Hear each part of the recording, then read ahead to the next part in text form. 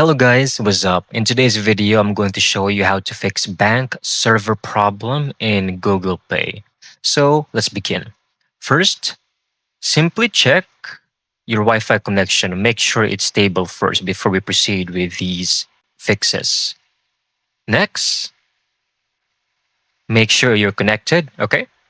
Next would be to go to your Google Play Store, search for GPay or Google Pay, this one.